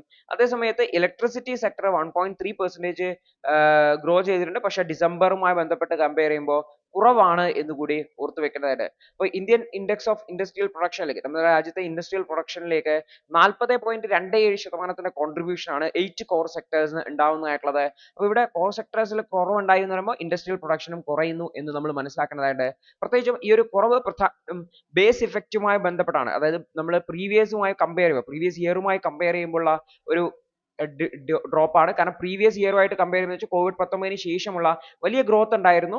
അത് വെച്ച് കമ്പയർ ചെയ്യുമ്പോൾ ഈ വർഷം 4.6% മാത്രമേ ഉള്ളൂ എന്നുള്ള ഒരു കമ്പാരിസൺ ആണ് വരുന്നത്. അതാണ് ബേസ് ഇഫക്റ്റ് കൊണ്ട് ഉദ്ദേശിക്കുന്നത് എന്നുകൂടി ഓർത്തു വെക്കുന്നതാണ്.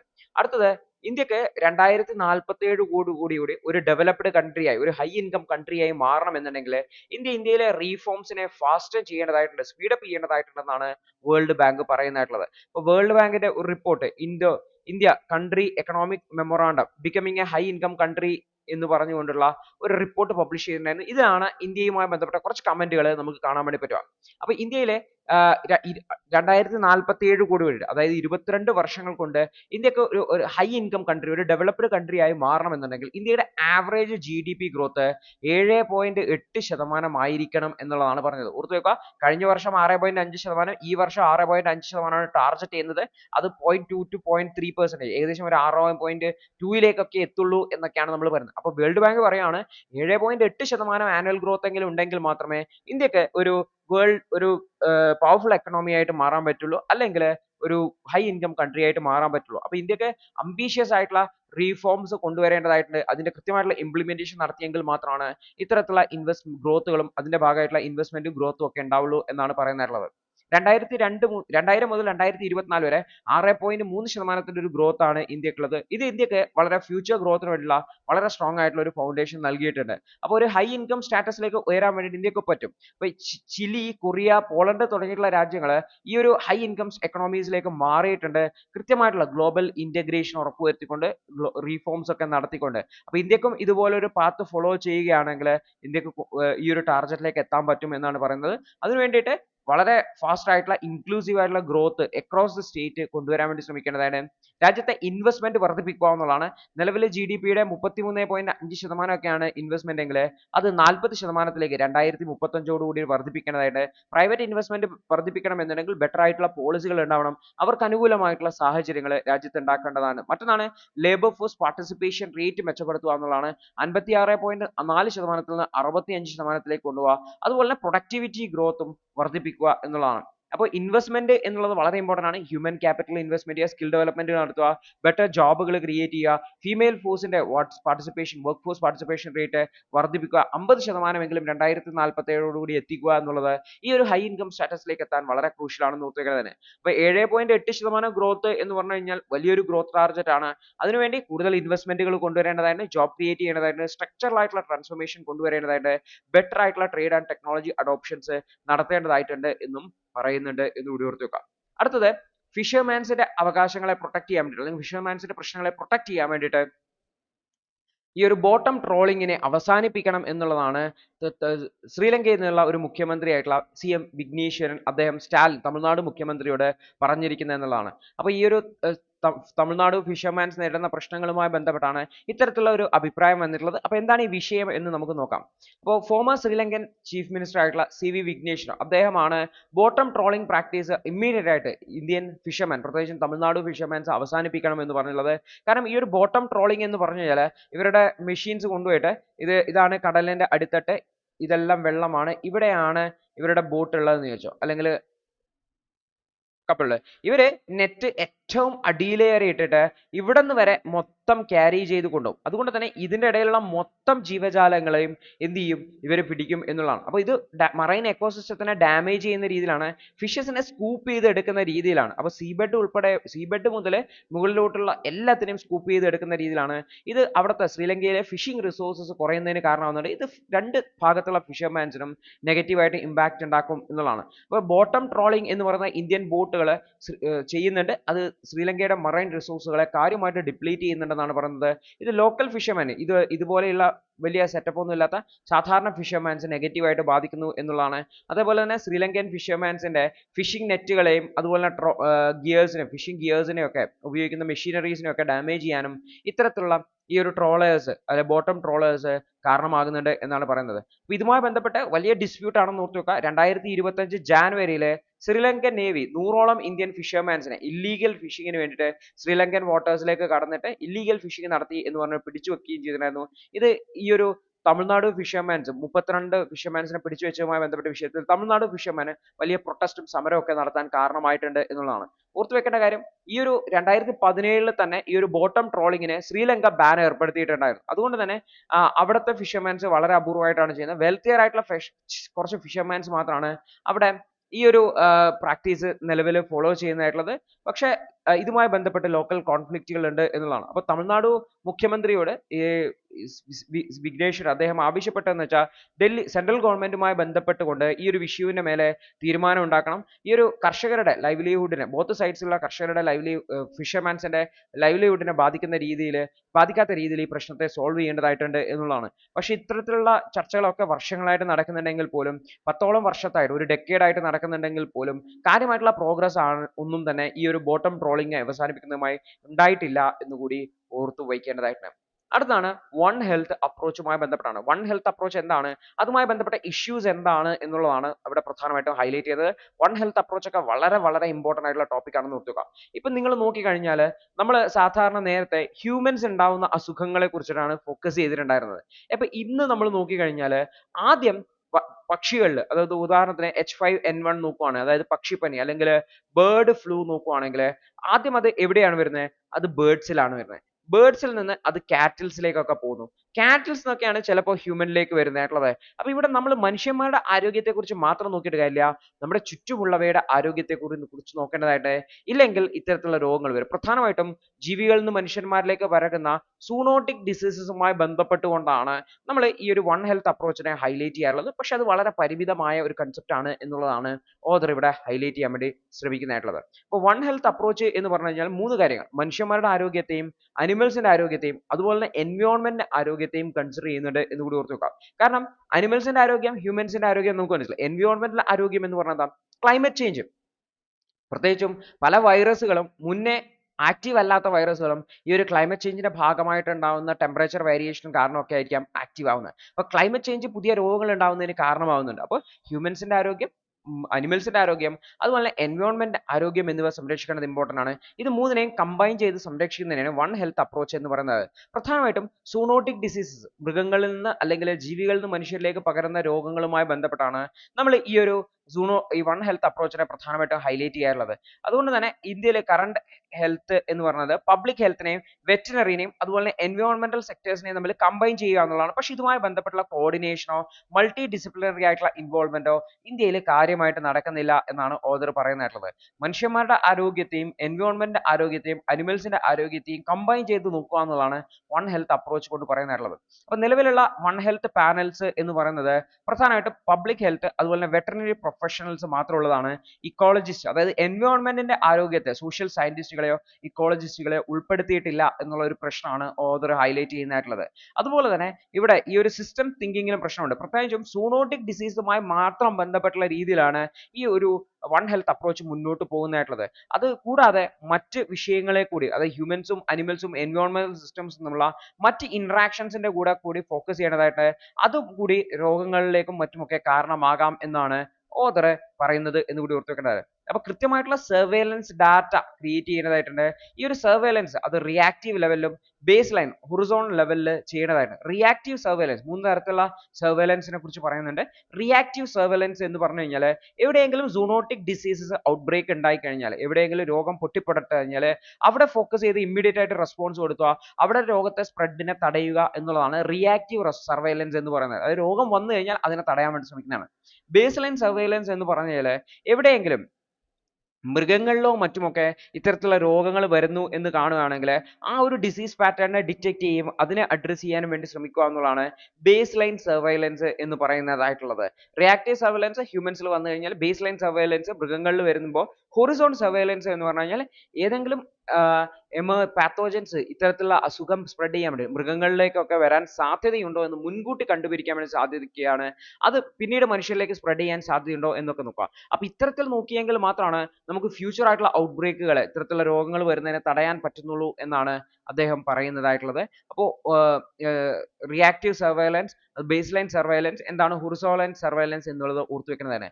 അതേപോലെ തന്നെ ഹ്യൂമൻ ഹെൽത്തുമായി ബന്ധപ്പെട്ട അതുപോലെ തന്നെ വെറ്ററിനറി ഡോക്ടേഴ്സുമായി ബന്ധപ്പെട്ട ഡാറ്റ ഷെയറിംഗ് വളരെ വീക്ക് ആണ് എന്നാണ് ഓഥർ ഹൈലൈറ്റ് ചെയ്യുന്നത്. അതുകൂടി ഇംപ്രൂവൈസ് ചെയ്യേണ്ടതായിട്ടാണ്. അപ്പോൾ അനിമൽ ഹെൽത്ത് ഡാറ്റയും എൻവയോൺമെന്റൽ ഡാറ്റയും മെട്രോളജിക്കൽ ഡാറ്റയും ഒക്കെ ഇന്റഗ്രേറ്റ് ചെയ്തുകൊണ്ട് നാഷണൽ റിപ്പോർട്ടിംഗ് ഡാറ്റാബേസിലേക്ക് കൊണ്ടുവന്ന് നിലവിലുള്ള ഇന്റഗ്രേറ്റഡ് ഡിസീസ് സർവൈലൻസ് പ്രോഗ്രാമുമായിട്ടൊക്കെ കമ്പൈൻ ചെയ്തുകൊണ്ട് കുറച്ചുകൂടി പ്രെഡിക്റ്റീവ് കപ്പാസിറ്റിയിൽ മുന്നോട്ട് പോയെങ്കിൽ മാത്രമാണ് നമുക്ക് ഈ ഒരു വൺ ഹെൽത്ത് പ്രോഗ്രാമിനെ കുറച്ചുകൂടി എഫക്റ്റീവ് ആക്കി ചെയ്യാൻ പറ്റുക എന്നാണ് പറയുന്നത്. ഇവിടുത്തെ മറ്റൊരു പ്രധാനപ്പെട്ട പ്രശ്നം എന്ന് വെച്ചാൽ ഇവിടെ നമ്മൾ വൺ ഹെൽത്ത് എന്ന് പറയുമ്പോൾ എപ്പോഴും സൂണോട്ടിക് ഡിസീസുകൾക്ക് ഫോക്കസ് ചെയ്തിട്ടാണ് പറയുന്നുള്ളത്. അപ്പോൾ ഇത് സൂണോട്ടിക് ഡിസീസുമായി മാത്രം ബന്ധപ്പെട്ട വിഷയമല്ല, ക്ലൈമറ്റ് സയൻസും അതിൽ കുറെ കൂടി ബ്രോഡർ ആയിട്ടുള്ള എക്കോളജിക്കൽ ഇമ്പാക്ട് ഉണ്ടാക്കുന്ന വിഷയമാണ് എന്ന് ഓർത്ത് വെക്കുന്നത്. അപ്പോൾ ഇവിടെ ഇന്റർസെക്ടോറൽ ആയിട്ടുള്ള കൊളാബറേഷൻ കൊണ്ടുവരേണ്ടതായിട്ട്, ഫോറസ്ട്രി, ക്ലൈമറ്റ് സയൻസ് തുടങ്ങിയിട്ടുള്ള മേഖലകൾ കൂടി ഉൾപ്പെടുത്തേണ്ടതായിട്ട്, പ്രത്യേകിച്ചും ഡിസീസ് എമർജൻസിനെ കുറിച്ചൊക്കെ മനസ്സിലാക്കുന്നതിന് വളരെ ക്രിട്ടിക്കൽ ആണ് എന്ന് ഓർത്ത് വെക്കുക. അപ്പോൾ ഇന്ത്യ ഈ ഒരു ഡിസീസ് മോണിറ്ററിങ്ങിന് വേണ്ടിയിട്ടും മറ്റുമൊക്കെ ഇൻവെസ്റ്റ് ചെയ്തിട്ടുണ്ട്. ഹെൽത്ത് ഹീറ്റ് മാപ്പ് ഒക്കെ വെച്ചുകൊണ്ടുവരുന്നുണ്ട്, പ്രത്യേകിച്ചും ഏർലി ഡിറ്റക്ഷന് വേണ്ടിയിട്ടും അനാലിസിസിന് വേണ്ടിയിട്ടൊക്കെ. അപ്പോൾ ഇതിനെയൊക്കെ നമുക്ക് ഈ ഒരു വൺ ഹെൽത്ത് അപ്രോച്ചിലേക്ക് കൊണ്ടുവന്ന് അതുവഴി ഹ്യൂമൻസിനെയും അനിമൽസിനെയും എൻവയോൺമെന്റ് ഹെൽത്തിനെ കൃത്യമായിട്ട് അസസ് ചെയ്യുകയും അതിനെ വെച്ച് പ്രഡിക്റ്റീവ് ആയിട്ടുള്ള രീതിയിൽ ചെയ്യാൻ പറ്റുവാണെങ്കിൽ കുറെ കൂടി ബെറ്റർ ആയിട്ട് ഡിസീസിനെ കൈകാര്യം ചെയ്യാം എന്നാണ് ഓഥർ ഹൈലൈറ്റ് ചെയ്യുന്നതായിട്ടുള്ളത്. അപ്പോൾ ഇത്രയും വാർത്തകളാണ് ഇന്നേ ദിവസം ഡിസ്കഷൻ ആയിട്ടുണ്ടായിരുന്നത്. കൃത്യമായിട്ട് മനസ്സിലാക്കുക, കൃത്യമായിട്ട് ഓർത്തു വെക്കുക. All the best.